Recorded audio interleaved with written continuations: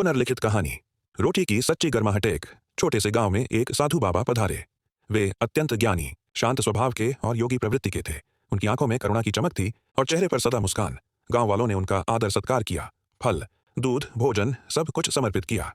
किंतु गांव का एक धनी किसान, जो अपनी मेहनत की कमाई पर बड़ा गर्व करता था, मन ही मन बुदबुदाया, ये बाबा तो मुफ्तखोर होते हैं, मैं अपनी गाड़ी कमाई किसी पर यूं नहीं लुटाता। बाबा ने उसकी बात सुन ली, पर बिना किसी क्रोध के मुस्कुराते हुए कहा, कोई बात नहीं बेटा, जब मन से आए तब रोटी दे देना। कुछ दिन बीते। अचानक किसान की इकलौती बेटी गंभीर रूप से बीमार पड़ गई। गांव के वैद्य, शहर के डॉक्टर सबने कोशिश की, दवाइयां दी, पर कोई आराम न आया। बेटी की सांसें कमजोर पड़ने लगीं। घबराया किसान इधर उधर भागा।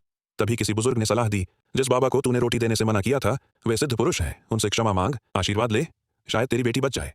किसान का अहंकार टूट चुका था। वह दौड़ता हुआ बाबा के पास पहुंचा, घुटनों पर गिर पड़ा और रोते हुए बोला, बाबा मुझे माफ कर दो, मेरी बेटी की जान बचा लो, मैंने आपको अपमानित किया। बाबा ने फिर वही शांत मुस्कान बिखेरी और कहा, पहले वो रोटी लाओ जो तुमने देने से इनकार की थी। किसान तुरंत घर लौटा।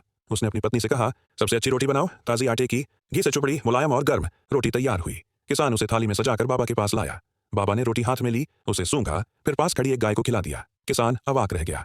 बाबा, आपने खुद क्यों नहीं खाई? बाबा बोले, रोटी तो तुम दे रहे हो, लेकिन इसमें अब भी तिरस्कार की ठंडक, अहंकार की जलन और पछतावे की कड़वाहट भरी है। ऐसी रोटी मनुष्य का पेट नहीं, केवल गौ माता का पेट पचा सकता है, क्योंकि वे बिना भेदभाव के सब कुछ स्वीकार करती हैं।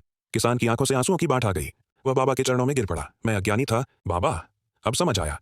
बाबा ने हाथ उसके सिर पर रखा और आशीर्वाद दिया, जा, तेरी बेटी अब स्वस्थ हो जाएगी, लेकिन याद रखना, दान हाथों से नहीं, हृदय से होता है। रोटी चाहे सोने की थाली में हो, यदि मन में घमंड हो तो वह प्रसाद नहीं, विष बन जाती है। अगली बार रोटी देने से पहले अपना मन साफ कर लेना। सच्ची भक्ति दिखावे में नहीं, पवित्रता में छिपी है।